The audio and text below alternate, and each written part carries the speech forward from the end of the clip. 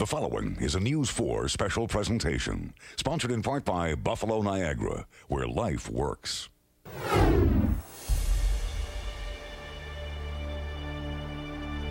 The city's going to grow from the waterfront out, and there's no better place than this right here to start growing it, because this is really where it all began in 1825.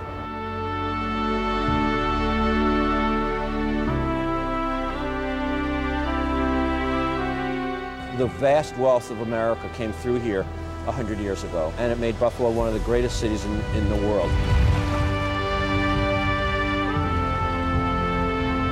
We failed. We failed as a community. We failed in realizing a vision that we should have.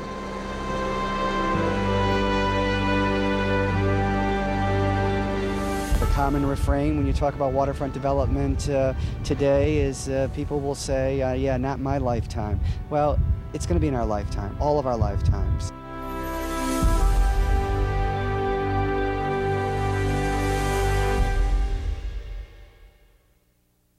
Good evening, I'm Rich Newberg.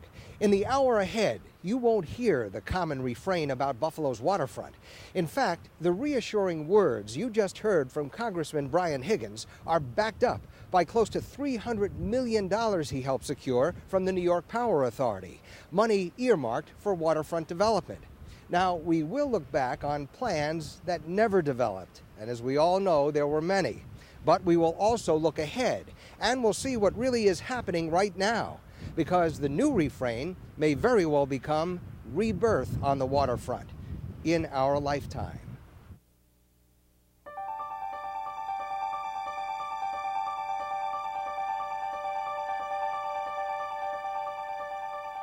We were, in fact, a dominant community.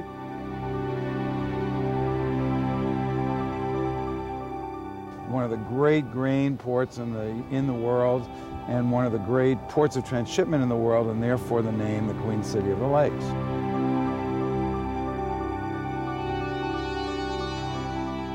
If Buffalo is to regain her regal status, the jewels in the Queen's crown will be inlaid around the inner harbor.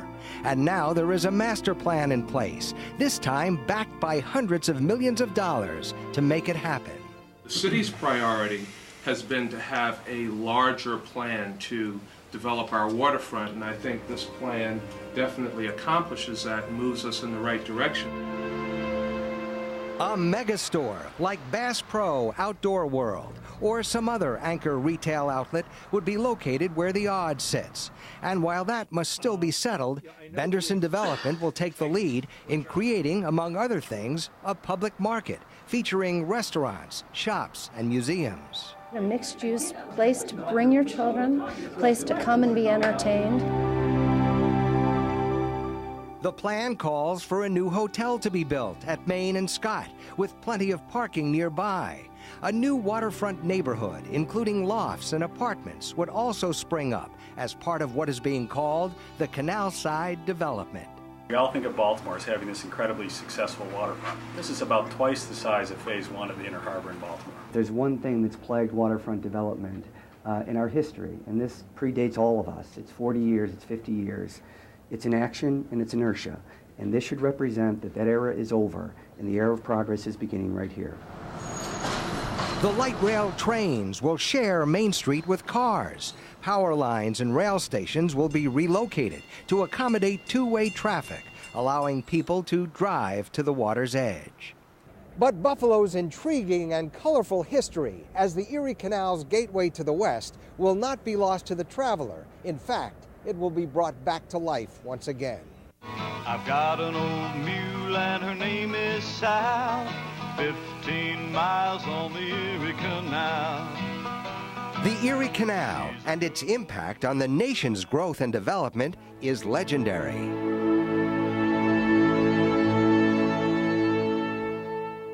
Buffalo truly was the gateway to the West for settlers searching for new lives and for goods finding markets east and west. It was a hub of activity, playing host to a cross-section of humanity.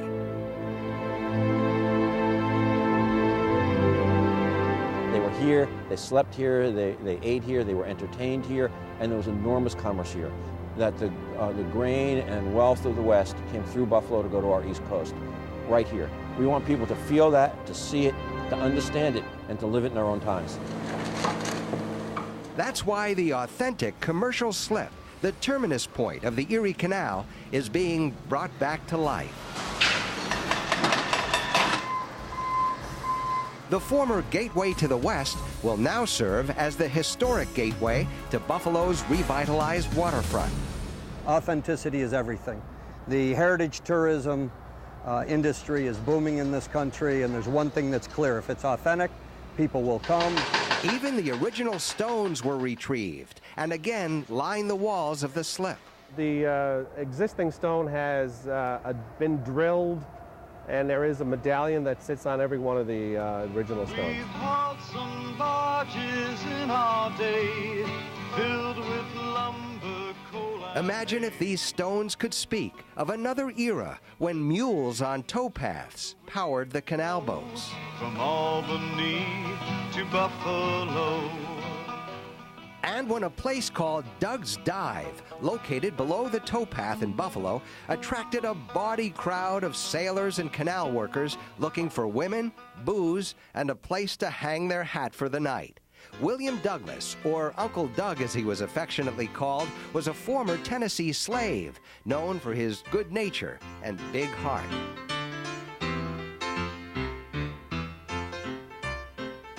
This is perhaps the only surviving image of Doug's Dive, and if you look closely, you can see the outline of a woman combing her hair at the entrance.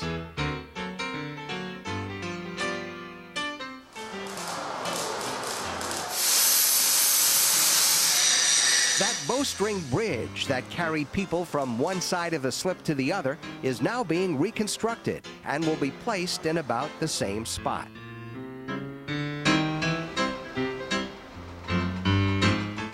The very foundations of Buffalo's economic climb to greatness have been unearthed next to the canal. The remnants of warehouses, perhaps a tannery, or even a blacksmith shop, all part of a notorious canal district where life played out in its rawest form. My own dream, personal dream, would be to see this come to life as it was in the 1800s, preferably mid-1800s, when this really was the Barbary Coast of the United States. This was the burgeoning Buffalo of the 1800s as viewed from the commercial slip. You look at this and you're thinking, holy cow, this is Europe, or this is, I want to live in this city, and it's Buffalo, 150 years ago. What you can see is a tightly packed city, 3-4-story high brick buildings. You see churches in the background. Nothing of this scene survives above the ground. But below the ground, history survives in the form of artifacts. Archaeological teams began digging in 1998 under what was once the old canal district. It's just a nose and a mouth. These pieces of a China doll were among some of the 22,000 artifacts unearthed. But you look at it and you realize that it's like a child's doll. So you realize that a family has come, from, let's say Albany along the canal, and they're trying to build themselves a new life. Items varied from clay smoking pipes with decorative carvings to a knife blade that dates back 2500 BC. The Canal District continues to yield its treasures. The people of Western New York connected to the history in what was called the Big Dig. 200 dump truck loads of fill material used to bury the old commercial slip in 1926 became the subject of a treasure hunt. Turkish cigars. What's everything? London. You got the Hunter on there. Oh, that is great. In great shape. Good find. Good find. Wow. Buffalo Athletic Club. Nice little doll head. It's our first toy. While the history of the commercial slip will be the focal point for telling Buffalo's waterfront story, a reconstruction of the Central Wharf will serve as the public meeting place at the Inner Harbor. The Central Wharf was the hub of commerce and transportation. This place was populated with dock workers, with ship workers. Great Lakes ships came in, Erie Canal barges came in, they exchanged goods and people. It was a huge place, a huge point of commerce.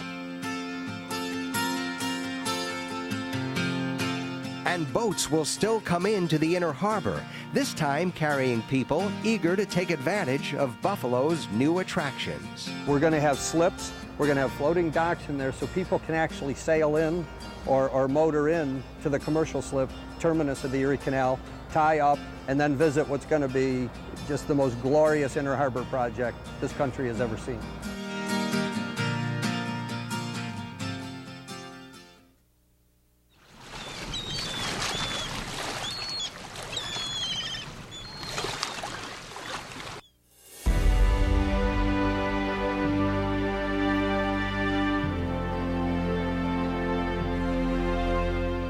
We had and lost an opportunity of redeeming our waterfront at the time of the Pan American. Now we have another chance.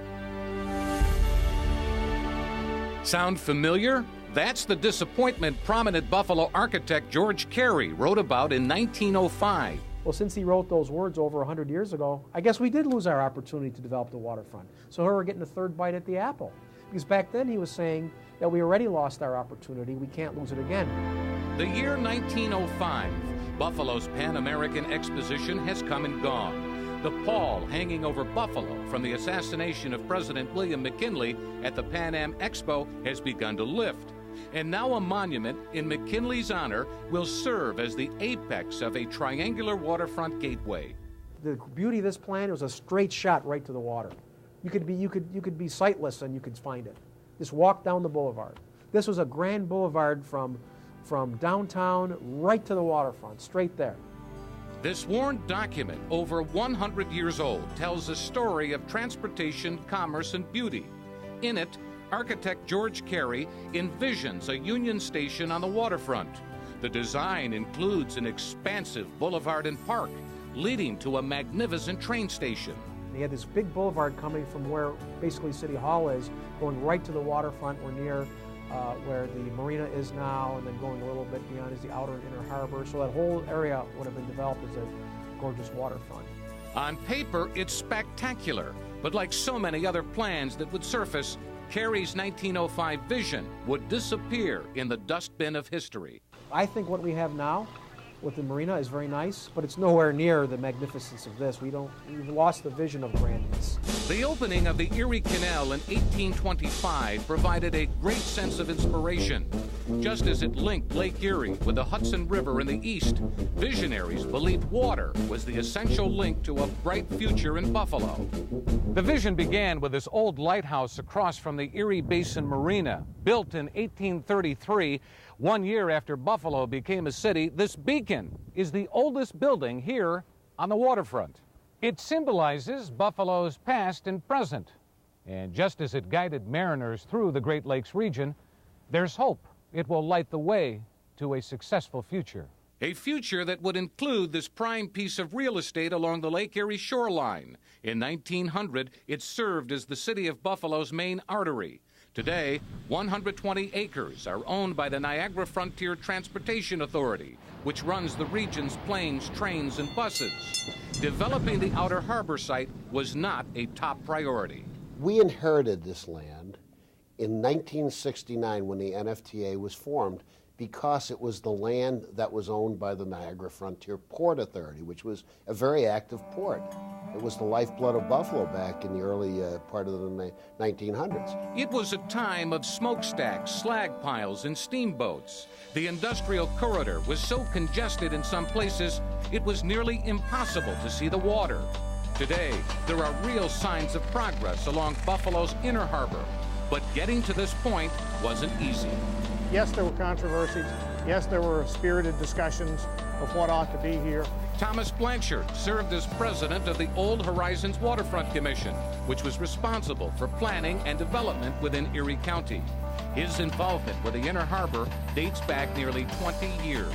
I've been involved in waterfronts in other cities, and none of those occurred without a lot of controversy, which is a way of developing a consensus. Not always neat. This will be water right here. Joseph Goodell chaired the Horizons Waterfront Commission in the 1990s. He had an idea then to build a bridge connecting downtown with the outer harbor. Believe it or not, the same idea has come up again. Take a look at what Goodell said in 1993, and then what the City of Buffalo's Economic Development Commissioner is saying today, 13 years later. A bridge running from the foot of Main Street, touching the island out there, and then literally piercing this grain elevator. The plan is to take Main Street and extend it across the Buffalo River to the outer harbor, and the current alignment would have it go through some of the portions of that grain elevator. Sound familiar? It's definitely a plan with lasting impact, but so far has produced only talk. 1, 2, 3. Another key waterfront component left on the drawing board was the Adelphia Tower. Remember, the Regas family had planned to build a regional operations center for its cable company at the Webster Block? It was supposed to be a linchpin in downtown Inner Harbor development. At least that's what we were told in March 1999. This project is not only going to develop the waterfront as envisioned by the old Horizons Waterfront Commission of 1990, but also is going to revitalize downtown Buffalo and in the process create what I think will be upwards of 1,000 jobs. In the end, the project never happened. And what about a plan in 2001 to build a massive pro-life shrine complete with a 700-foot golden arch? That never happened. In 2003, there were plans to build a big entertainment complex on the outer harbor. We're very optimistic that this could happen fast. But in a matter of months, it fell through. If you don't try, you don't succeed. We gave it our best shot. There was talk of moving the Buffalo Zoo to the water, talk of an Indian casino, talk of a new convention center, even a county park. Didn't happen. And let's not forget the old Memorial Auditorium. Some had it pegged as an aquarium, an entertainment complex, a transportation hub with bus and rail facilities, and even a practice rink for the Buffalo Sabres hockey team. All these projects never happened. Then in 2004, a new idea with over $60 million in public funding attached. This announcement today is probably one of the most significant announcements for our waterfront in Buffalo. The news was exciting. A Bass Pro Store would now occupy the auditorium. Again, that was 2004. Now, 2 years later, the old Aud still remains empty. Well, guess what? Never happened. The list of failed waterfront plans is as long as the grass covering the NFTA's ebbing outer harbor property. People talk about inaction over all those years, but really it wasn't a marketable piece of property. I mean, it was an inactive, contaminated waste site, and it really wasn't until 2002 that it was cleared for the development. You know, maybe we could have gotten it cleared a little bit sooner, but you know, there were other priorities along the way. But you know, that was then, this is now. Buffalo suffers from an image problem. We are viewed internally and externally as an old, declining industrial center. That image is largely shaped by what the waterfront landscape looks like. This is what the NFTA property looks like today. Idle, overgrown, and contaminated with solid waste beneath the surface. Stephen Banco served as chief of staff under former Buffalo Mayor Anthony Masiello. He remembers working here as a longshoreman when it was a seaway pier. This land was given to the NFTA by state statute because it was the Port of Buffalo. It is no longer the Port of Buffalo. I understand why some people doubt, why some people are negative, but I can tell them right now, with this group in place, this is going to happen. Attorney Mike Powers is talking about the Erie Canal Harbor Development Corporation. By next year, the group could take ownership of the outer harbor property from the NFTA.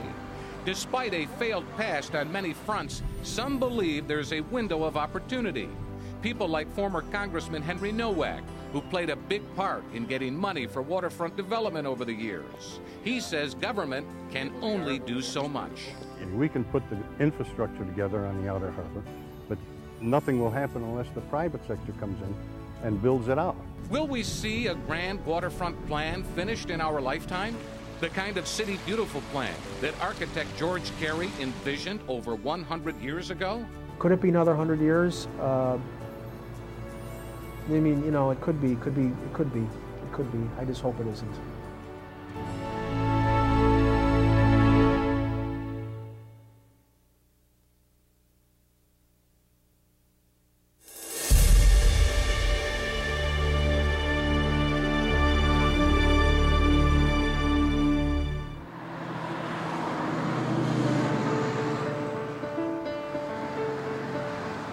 You have passed it on the Skyway, the grassy stretch from around the old Pier restaurant south to where the former Freezer Queen plant sits. It's called Buffalo's Outer Harbor, one of the nation's longest stretches of publicly owned prime lakefront land that has not been developed. This is potentially the greatest land for redevelopment in all of Western New York. Everybody has an emotional attachment to waterfront development, whether you live in Amherst or Springville or Buffalo. And everyone has his own idea of how the outer harbor should be developed, from a modern extension of the city with its own skyline to rustic parks accommodating all sorts of wildlife. This most recent master plan by the mega development team of Uniland and Opus now appears to be fading from the drawing board. The developers had been favored by the NFTA. Their plan included a world-class marina, high-rise condominiums, and a sports center, among other things. We don't need to create another city at the outer harbor. We have a city. We need a waterfront that will complement the city. All those in favor? Aye.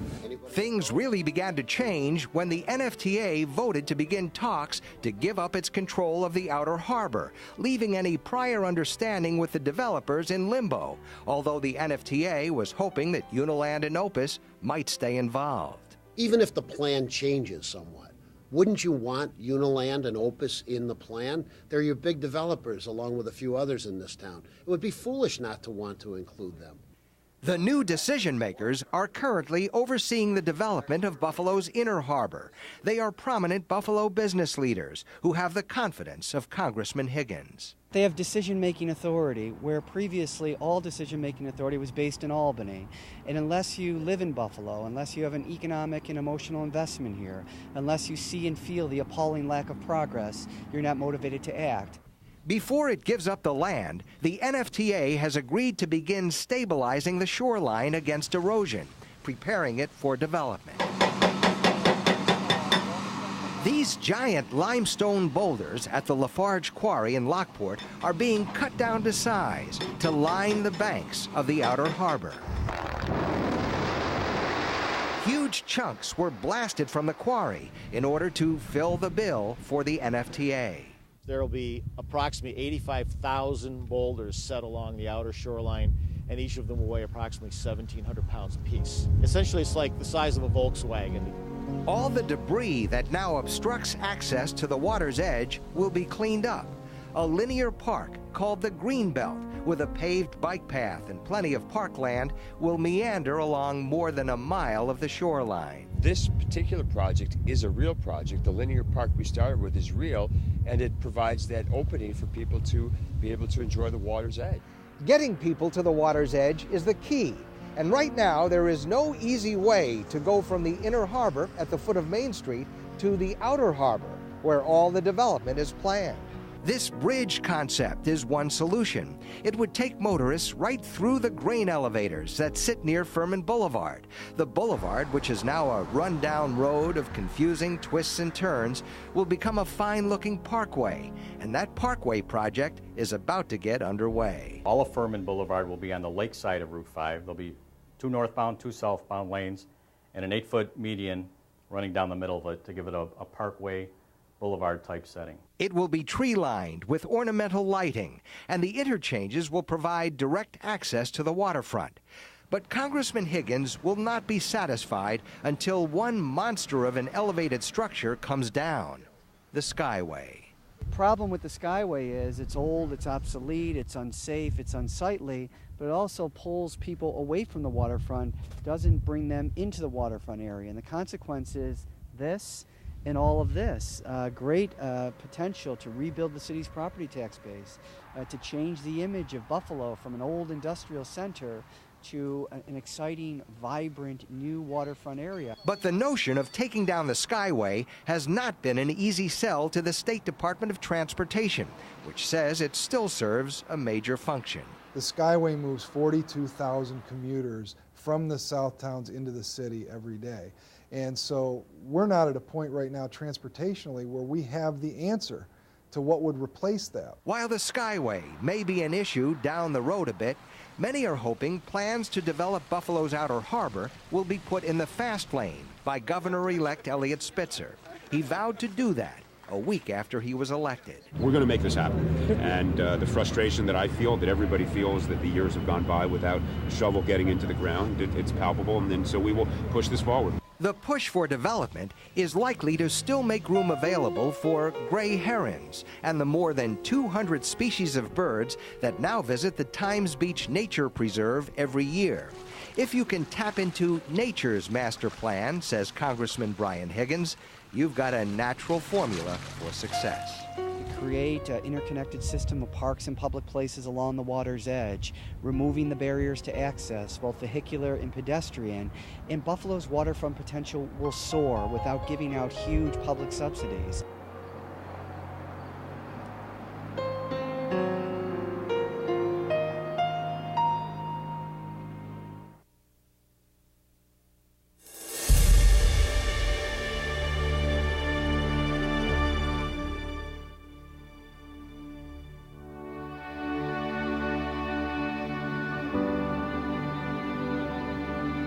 There was a time when it seemed like almost everyone's dad worked there. It was the third largest steel plant in the nation. But in the 1980s, this Western New York way of life came to an end. My father, he's probably rolling over in his grave, but he, go to work there, it'll never close, it'll never close. You heard that from all the old timers. What's the thing about it? It's gone. It's gone, and we won't replenish them jobs that we had. You could look at this as a problem or an opportunity. Have you ever seen Lake Erie from this perspective? Some consider it the most beautiful view on our local waterfront. But can you guess where I am right now? Here's a hint. It's 1,100 acres of undeveloped land. And if you look a little further, you'll see. It's the old Bethlehem Steel property, where some believe good things are about to happen. We get a second chance to develop 2.5 miles of waterfront, which has been locked up for 100 years. All of this used to be part of Lake Erie, but we're standing on 80 years of slag, the byproduct of steelmaking.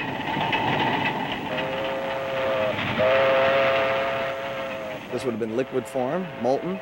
They put it in big thimbles, and they built rail lines, and they kept moving the rail lines out, and they would just dump it into the lake. They'd pour the slag in the door, and you'd see this bright light, like fire, and then there'd be the water, it'd be falling into the water, and then you'd see the steam. But it would light up the whole sky. The molten ash hardened, and while you might think nearly a century of steelmaking would render this land unusable, the slag material in and of itself is fairly innocuous. Only a few spots are still considered to be contaminated with coal tar waste and light oils, but most of this waterfront land is ready for development. As of today, we're no longer at an old steel mill. We're at a new wind farm. Right now, BQ Energy is digging the holes to put up 8 new windmills. They'll each stand over 400 feet to the highest point in the blade. That's higher than Buffalo City Hall or the Statue of Liberty. This will probably be the most visible wind farm anywhere in the world. It'll generate 20 megawatts of power, enough to power all of the homes in Lackawanna. But this power will go into the national grid, and Lackawanna will instead get $100,000 payments each year. We're not the old Rust Belt anymore. We're the new, modern, look at the windmills. We're willing to step forward and lead the way. But there's room for more than the windmills. I would expect to see great changes here over the next 4 to 5 years. Meet Keith Nagel of Middle Steel. Middle bought Bethlehem Steel a few years ago and continues to coat steel sheeting in a facility on Route 5 with about 250 employees. But Middle isn't using most of the land. So it has put Tecumseh Development in charge of finding more companies to set up and build here. Will the public be able to enjoy this piece of land? We are contemplating that there is portions of this site that should have public access, and we have built that into our redevelopment plan. The redevelopment plan would include a golf course and public access, especially on the south end. And then what you would have is you'd have this beautiful greenway of Smokes Creek. You'd have potentially an inland marina or some type of recreational activity, and behind that you have the state Woodlawn Beach. And even though a private developer owns it, the DEC still has some oversight on what happens to this land. So long we have sat idle, now it's time to step forward and make things happen. We have a second chance now because this company is saying we are going to redevelop it. We are going to take into consideration what the city of Lackawanna wants, the state of New York, and Erie County wants. It's a second chance for the Bethlehem Steel property and a second chance at rebirth on the waterfront. It's part of moving on, and maybe something will come back. We can draw the families back here and the kids.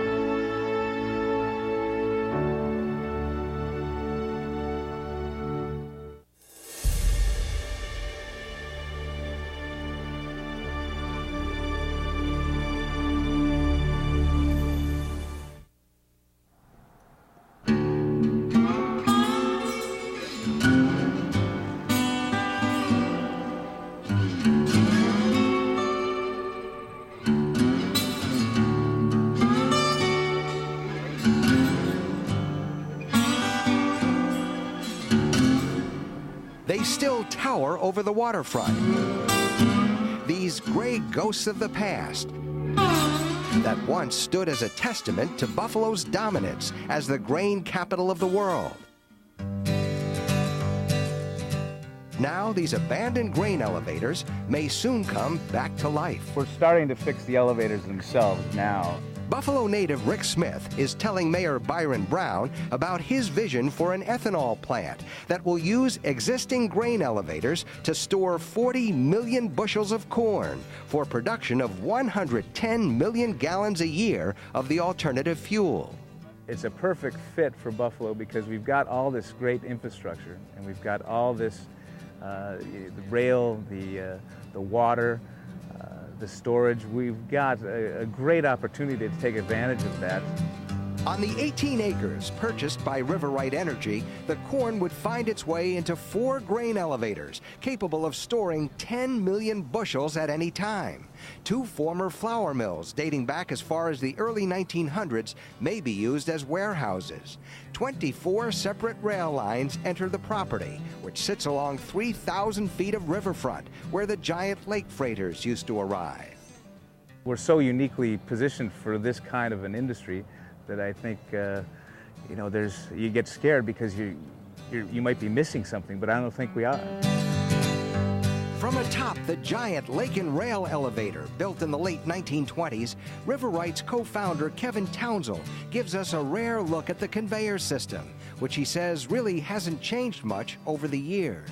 Well, this is the top floor. It's called the bin floor of the elevator.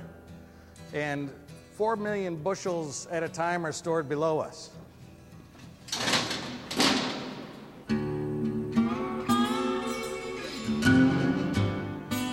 The Buffalo Gray Ghosts still hold a certain fascination for people.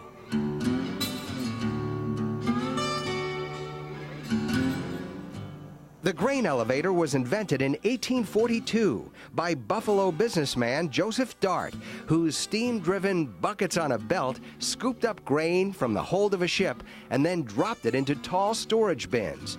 Up until then, Irish workers in the old First Ward had unloaded the grain on their backs. The history of the Irish Old First Ward is as colorful as it gets in Buffalo. The community was once filled with taverns whose patrons would literally scoop the grain out of ships and feed the great elevators. The last scoop was in 2003, but the memories of the men who labored together, men including former Buffalo Mayor Jimmy Griffin, are as vivid as the day they started the job. You had the dust. And the dust was tough. We were talking about you had to wear the mask. You know, it's tough breathing with the mask. you know, put the mask on, and you didn't like to wear it all the time. Some guys even wore a mask and they put a hole in it, put a cigar in there. Sometimes you could see good, sometimes you couldn't, depend on the weather too. And there was no heat in the elevators. And everybody was making money in them days. Of course, you're only making a little bit compared to now, you know.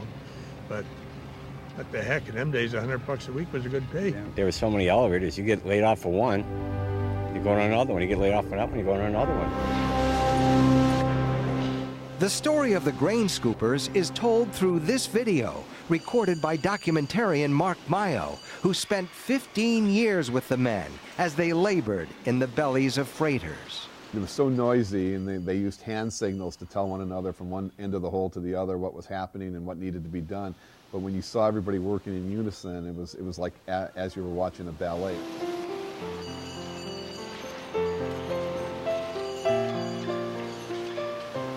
Everybody who worked on the waterfront was pretty much related in some fashion, or they knew somebody who was related because everybody was from down here in the neighborhood. A lot of guys, I mean, they went through the Catholic school here, 8th grade, and they went right to work at the grain elevator. So predominantly Irish, and you could trace your lineage back in some place you may have been a 3rd or 4th cousin with somebody who was working alongside you. Everybody had to get something to clear the dust. So where else to get it but in a tavern? When we'd go to lunch, we'd go to a gin most of the time, and we used to say to swallow the dust. Wash the dust down. Wash the dust down, you know? We used to stop and have a couple pops, and we'd sit around and redo the boat, you know, or something like that. And then we started laughing and stayed longer than we should, you know, and you wouldn't get home, and your wife would say, "Where were you?" "Oh, we had a breakdown." Yeah, there was a lot of camaraderie, really, and yeah, you couldn't be a phony down here and get away with it. You were found out at a young age if you were a phony. So you may have moved into a different career. But if your choice was to work on the waterfront, you really had to be straightforward with people. They depended on each other for their lives and their livelihood, and had a historical reason for protecting each other and their profession. Up until 1899, when they went on strike, their lives were not their own. Their pay slips were redeemable only at the boarding house where they lived and the bar where they drank. Both were generally owned by the same boss who controlled them. It was a way of, in some ways, controlling the waterfront, but it also helped control the political system in Buffalo, in terms of you were basically told how you were going to vote, and so when the strike happened, as they went to forming a union, I mean, it gave them the freedom to bargain for themselves. And that's the life they embraced, and it was hard for them when one by one the elevators shut down and the ships disappeared and the neighborhood began to change. What was lost, they say, can never be regained. This is the way we put bread on our tables. We gave you our sons, our hearts, and our will. And it's way, hey boy, hand me that shovel. The kinsman's on time for every last run. And it's way, hey boy, hand me that shovel. The scoopers will work till the job's finally done. With the steel mills basically gone, they were the last of that group of manual laborers that were involved in an industry that helped Buffalo become the city that she was. The scoopers won't work now, the job's finally done.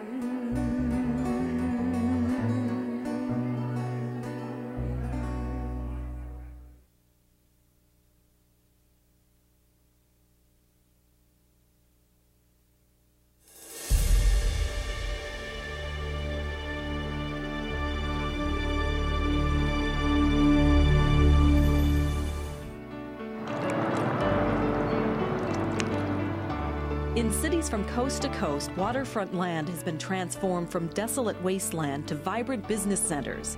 In Pittsburgh, Cleveland, Milwaukee, and Chicago, the waterfront investment has been credited with turning these areas, and in some cases, entire cities around. People have always been attracted to the water. Buffalo architect Peter Flynn is immersed in developing Buffalo's inner harbor. His firm is involved in the now completed Heroes Walk Park, the Naval and Military Museum, the historic infrastructure, and the Central Wharf, as well as the rebuilding of the historic commercial slip canal.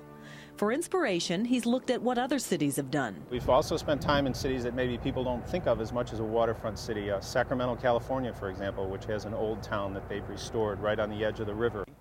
Buffalo has never lacked a plan for rebirth. The problem has been in following through with plans. The plan is about being Buffalo. World-renowned architect Stan Ekstedt was instrumental in bringing major projects to life in Los Angeles, Kansas City, and Indianapolis. He's now bringing his vision to Buffalo to develop the inner and outer harbors. He believes Buffalo's past failures have happened because the ideas have been too grand. The reason why so many large-scale plans fail around America and why Buffalo has struggled is when they do large-scale plans, they make everything think it's all going to happen at once, and they think too big. And we want to make it something that's doable. Ekstedt believes this area at the foot of Main Street that encompasses land between the Aud and HSBC Arena is the key to Buffalo's future. At 1,200 feet in diameter, it's the equivalent of 3 city blocks. That size has proved legendary in other cities, including Pasadena and Boston. We did an overlay to scale of Faneuil Hall in Boston. And it's remarkable when people first saw this drawing, they couldn't believe it. The distance between the arena and the Aud is Faneuil Hall. And that's why if we could just focus on getting this part done, it'll be a big world-class project. Many believe that now is Buffalo's best chance at bringing its waterfront back to life. But going from concept to reality takes years, and Buffalo is by no means alone.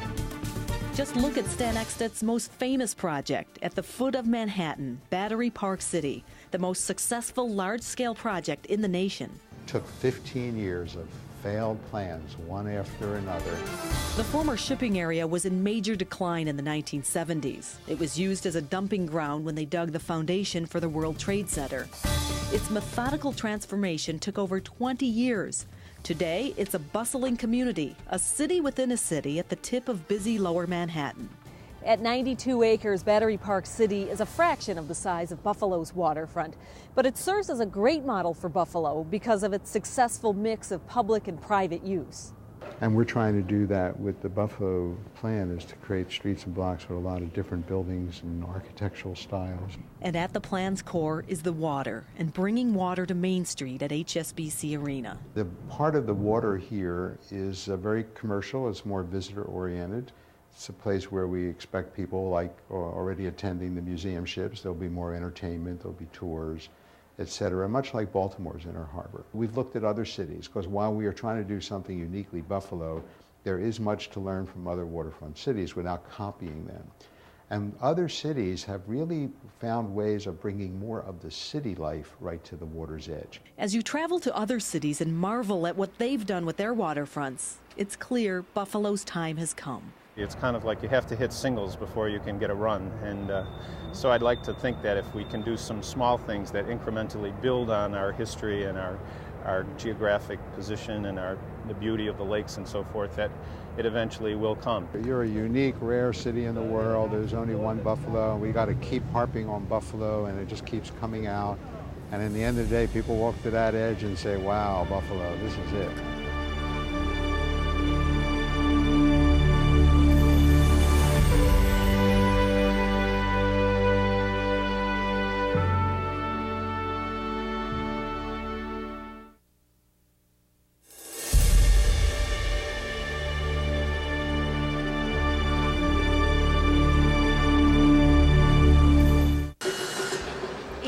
The waterfront transformation that Buffalo has longed for decades. But if you build it, will they come?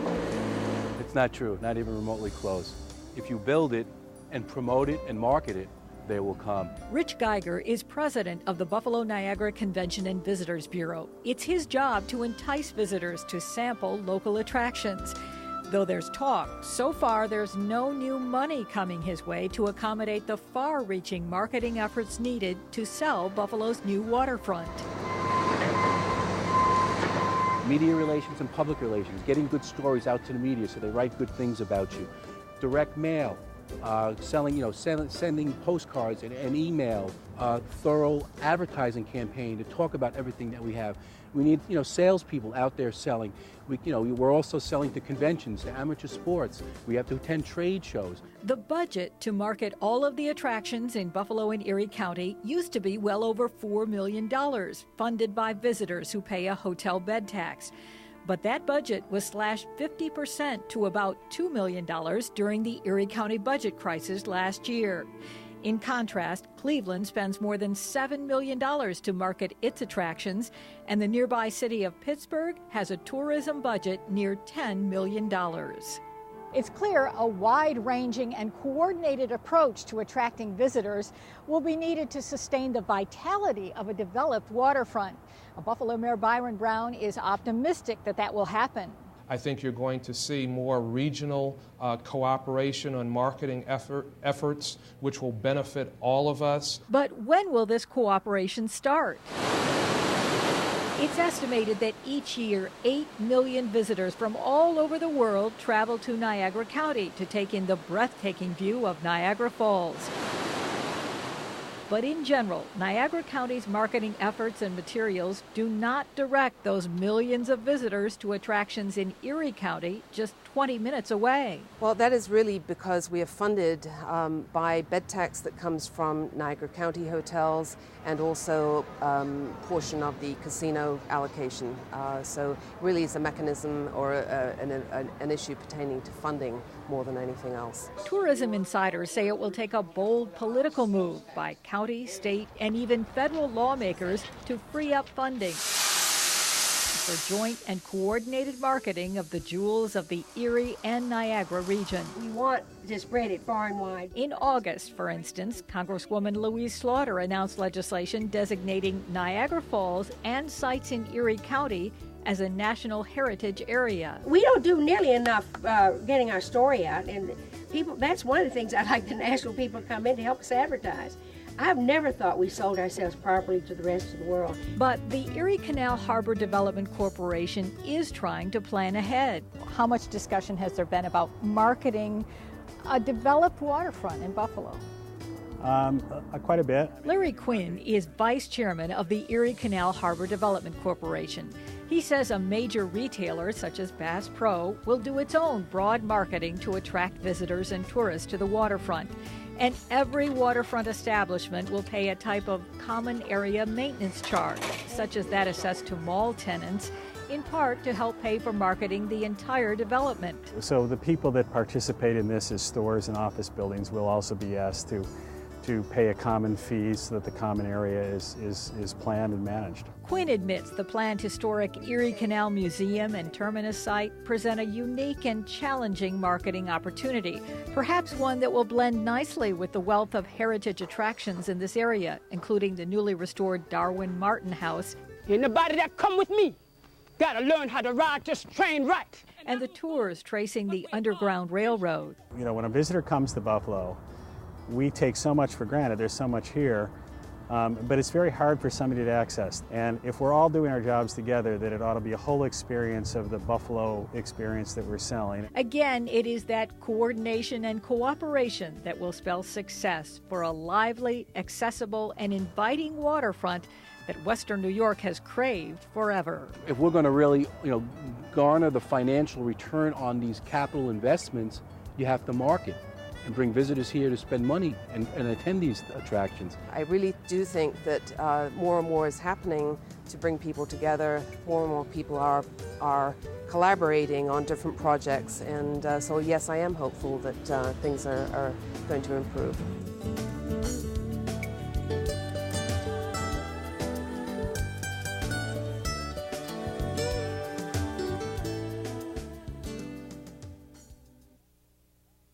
Buffalo's rise to greatness started at the waterfront, and now the city's rebirth may draw life from here as well.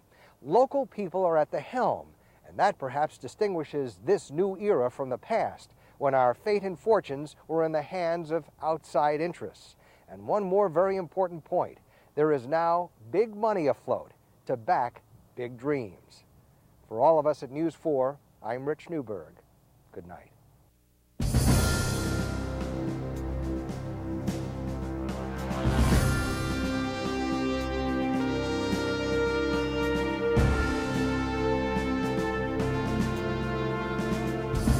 This community has to stand up for itself, and if we don't, we have nobody to blame but ourselves. So it's a new day, and I'm very excited to be a part of it.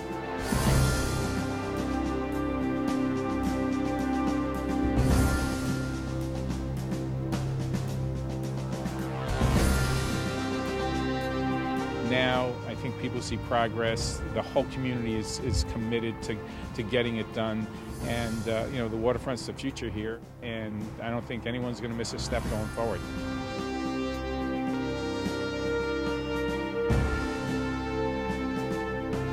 I see the glorious past of this city from the turn of the 19th century, and I see the future of the city. Our only prerequisite is getting something done on the waterfront, seeing the project actually move forward, and being finally and once and for all able to say that waterfront development has started in Buffalo and will be completed in a reasonable period of time, and now is the time to do it.